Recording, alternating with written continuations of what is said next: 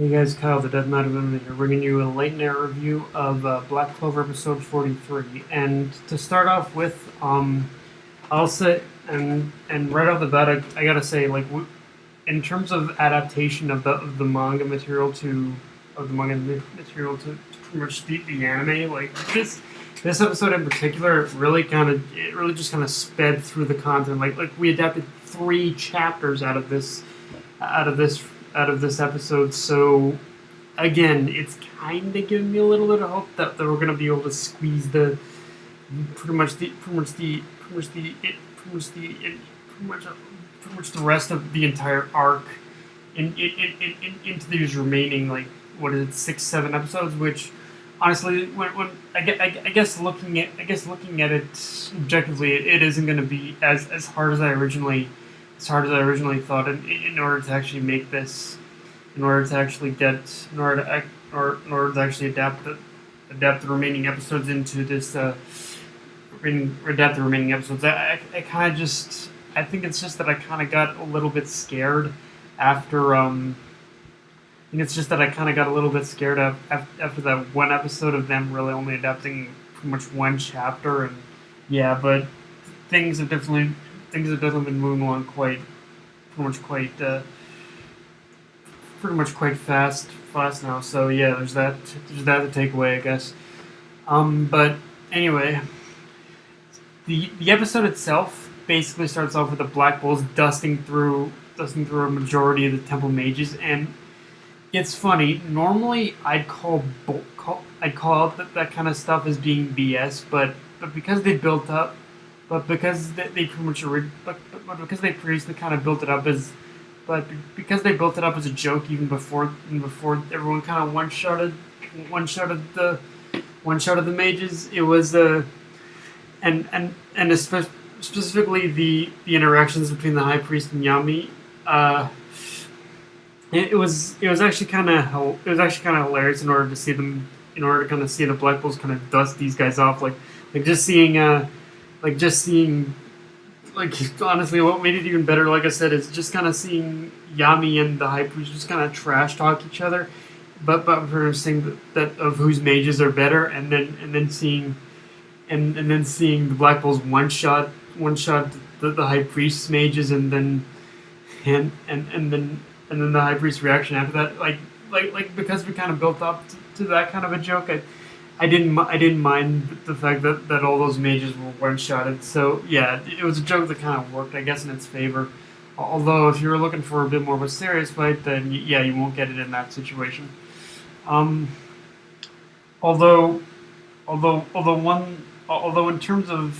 in terms of combat related jokes and whatnot, one I will say that didn't work, and I've avoided talking about it, but now I really gotta say it. Finral and Charmy really need to step up, because lately I've noticed a pattern where they're little more than the comic relief, and haven't received any actual development as characters, which really kind of annoys me, because I can see the potential. I can see the potential for pretty much for both Finral and Charmy in order to be great characters, even beside the comic, outside of just being comic relief. But yeah, pretty much because of the direction that the episode took with them, it was like, oh boy. And again, like I said, I can see the potential, but it just pretty much because Charmy was one-shotted and Finral was just kind of was running away. I was like, dudes, really? That's pretty much all you got? I'm disappointed. And yeah, it was never, and honestly, it was more present than ever in here. Like I said, with what happened to Charmy and Finral in this episode, where they were basically just used as running gags, honestly, which kind of takes me off a bit. And here's the thing: I definitely get that certain characters are definitely like the comic relief and meant to be the lighthearted fun of the series, but you definitely have to make sure that even these characters pretty much have their time in the spotlight. Unfortunately, again, both Finral and Charmy have yet to receive that spotlight, but honestly, I'm still holding out that both Charmy and Finral are going to get their time to shine soon, because, yeah, I don't know, just Charmy, Finral, step up. That's all I gotta say. Like, you guys were acting like, crusties in this episode. And I want to see you do more than just being comic relief. That's all I gotta say. Um, on the flip side of that, however, we definitely got some great development from it was Noelle from her facing off with her next opponent, who was revealed to be it was Kohono, which, even as someone who read the manga, I still love the reveal of her being one of the mages. And the funny thing about the Kohono and about the fight between these two, of the fight between of Noelle and Kohono's fight, is that Noelle is basically it was basically proven in this episode just how much we pretty much see just how much no just how much she no no no no no no no no no no no no no Noelle as a character is wearing her heart on her sleeve.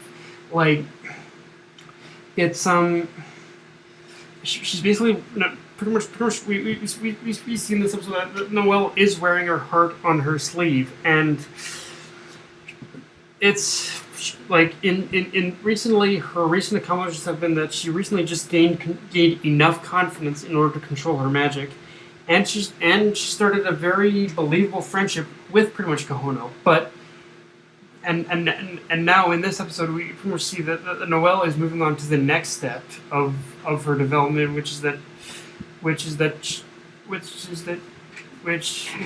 Noelle needs to realize that if you want to protect what everything that you hold dear, then sometimes you have to be willing to fight. And I like how this setup is really so basic, yet very really effective when you take into account that if Noelle really wants to learn attack magic, then she basically doesn't need to be willing in order to hurt people, because that is the basis of attack magic is basically attacking people. So yeah, what Noelle needs to do is she needs to stop wearing her heart on her sleeve and be willing to actually kind of hurt people. And from what we see, it seems like Kohono did in fact push her to that point. But I guess we'll just have to wait and see if Noelle is actually going to be able to learn attack magic, especially with what happened at the end of this episode for sure. And speaking of the end of the episode, we basically see that it was Vetto basically charging into the High Priest's little game, or Battle Royale, which, again, with the fact that Vetto actually managed to, with the fact that Vetto and the Midnight Eye actually managed to get in, practically get in so fucking easily into this thing, basically just kind of reinforces what I said last episode about how the underwater temple is way too lax with their security. In fact, I'm honestly rather worried about what Vetto did to get to that location, because knowing him, he probably massacred everyone along the way in order to get there. And here's hoping that the High Priest actually lets Yami in to help, because this guy is no pushover, and by any stretch of the is no pusher by any stretch of the imagination. Vetto is a fucking psychopath. So yeah, you're definitely gonna need everyone on that battlefield, Mr. High Priest. Like, you definitely need Yami. You basically need everyone fighting this guy. And yeah, like, after this, I really hope just that the undersea temple just gets a little bit more tighter on the security.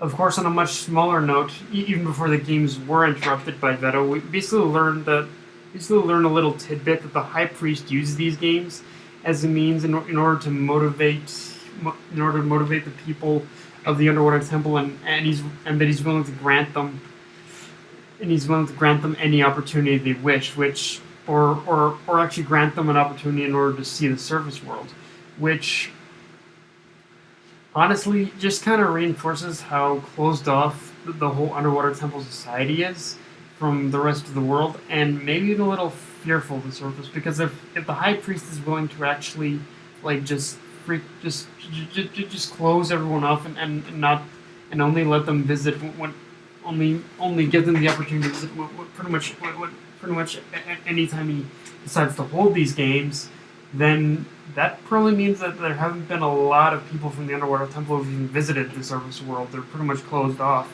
and it does explain why pretty much everyone was so happy and grateful to actually see them. Like, yeah, I think these games are a bit of a commodity in this society too. So yeah, it's an interesting tidbit to be sure that yeah they're basically closed off from everyone else.